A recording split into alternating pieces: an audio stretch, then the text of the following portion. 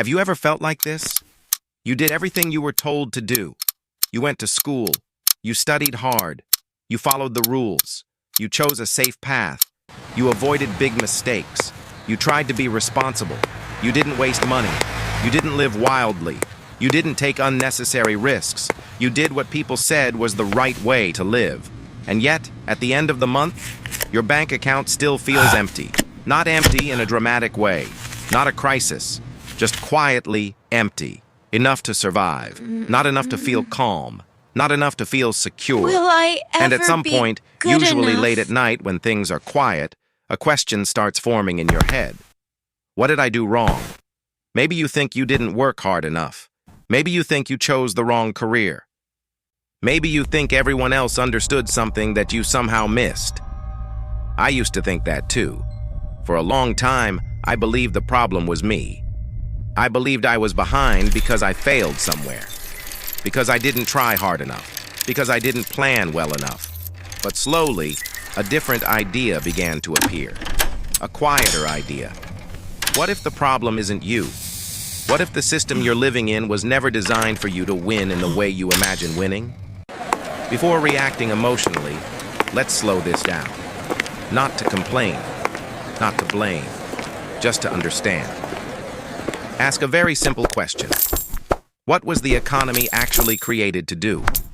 Most people assume the answer is obvious. To reward effort, to help people succeed, to make hard work pay off. But historically, that was never the main goal. The economy was designed for stability, social stability, and stability has a very specific meaning. It means people go to work consistently.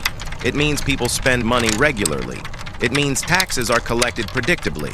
That's what keeps a society running. Notice something important here. Nowhere in that definition does it say everyone becomes wealthy. That detail matters. The economy isn't broken. It's doing exactly what it was designed to do for a long time. This system felt reasonable. You worked, you saved, you waited. Progress was slow, but it was visible. If you stayed patient, things usually got better. That's why so many people still believe the rules haven't changed. Because on the surface, everything looks the same. You still get paid every month. You still pay bills. You still hear the same advice. Work harder. Be disciplined. Save more money. It sounds familiar. It sounds responsible. The problem isn't the advice itself. The problem is when that advice was written. Those rules were created for a different economic environment. A world where wages grew at a similar pace to productivity. A world where a home cost a few years of income. A world where saving money actually moved you forward. In that world, effort made sense. You worked harder, you earned more, and slowly, your life improved. But today, the numbers no longer line up. Productivity keeps increasing. Technology keeps improving. Companies become more efficient every year. But wages don't rise at the same speed. Housing prices grow faster than salaries. Assets grow faster than paychecks. Basic living costs rise steadily. And saving money doesn't help you catch up anymore. It only helps you fall behind more slowly. That idea is uncomfortable. It feels pessimistic. It feels like an excuse. I resisted it for a long time, because accepting it means admitting that effort alone is no longer enough. It means admitting that the system changed without asking for your permission. Most people sense this intuitively. They feel tired, even when they're doing everything right. They feel anxious, even when they're being careful. They feel behind, without knowing exactly why.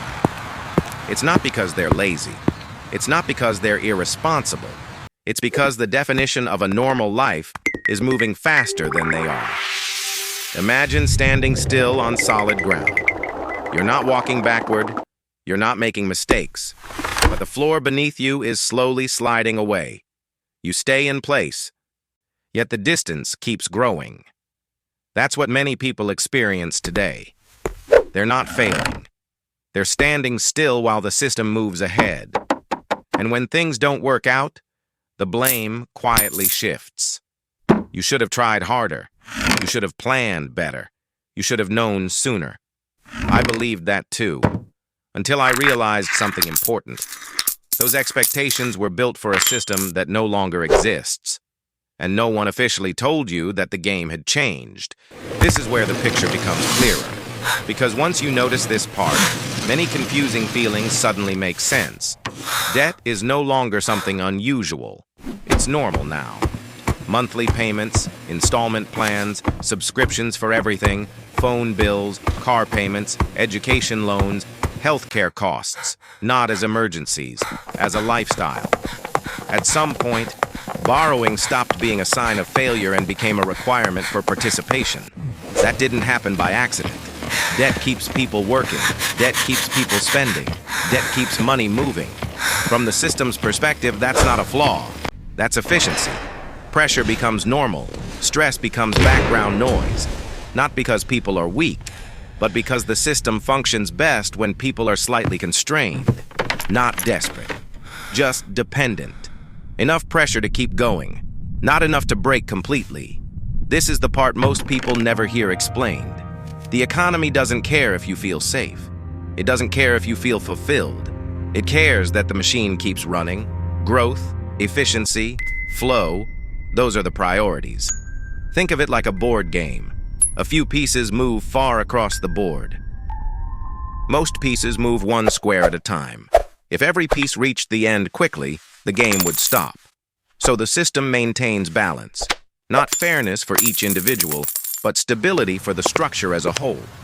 Once I understood that, something shifted for me. I stopped asking, what's wrong with me? And I started asking a different question. What game am I actually playing? Because if you believe the system is fair and you still struggle, you will always blame yourself. But when you understand that the system was never designed for individual financial freedom, your situation looks different. Not easier, but clearer. And clarity matters.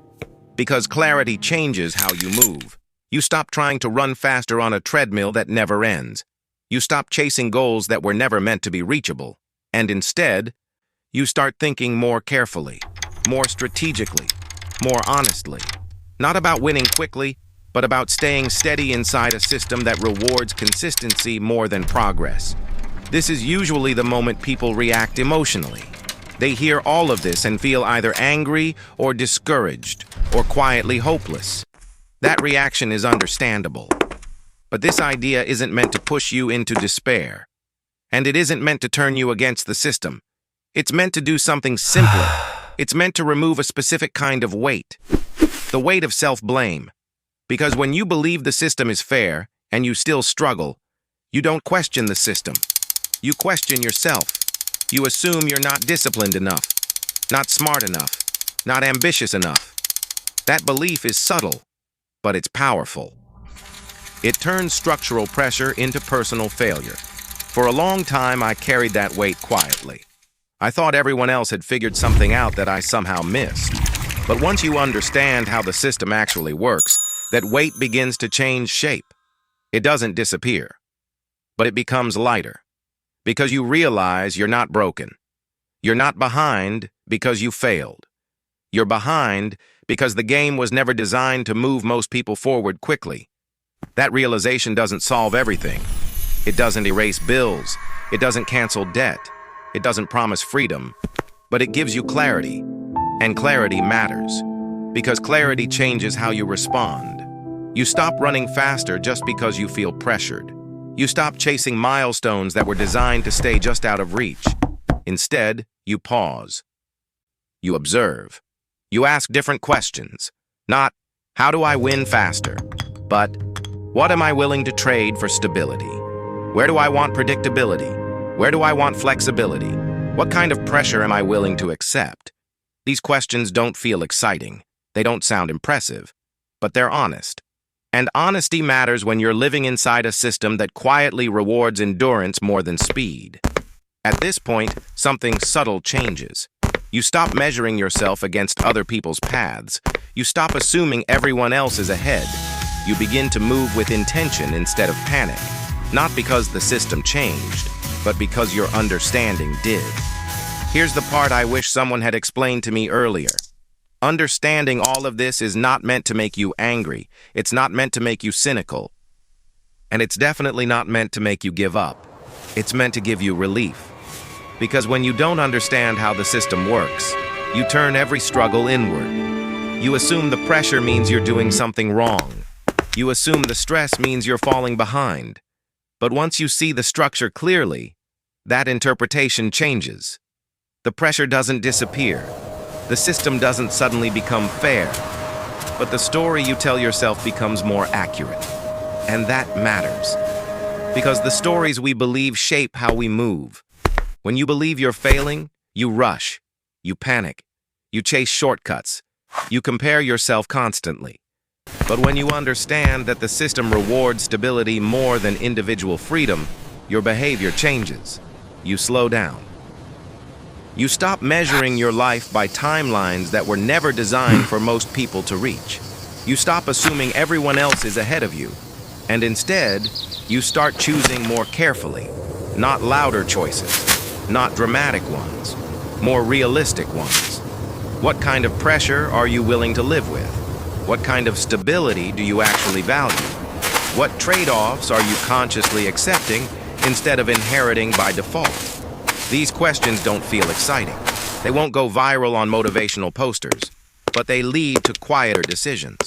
And quiet decisions are often the ones that last the longest. This video isn't here to promise wealth. It's not here to sell escape. It's here to offer clarity. And sometimes clarity is the most valuable thing you can gain. If this helped you feel a little less confused, a little less alone, or a little less ashamed, then it did exactly what it was supposed to do. If you want to keep understanding money, work, and the systems we live in simple human language, stay here. We'll keep breaking things down, slowly, clearly, one step at a time.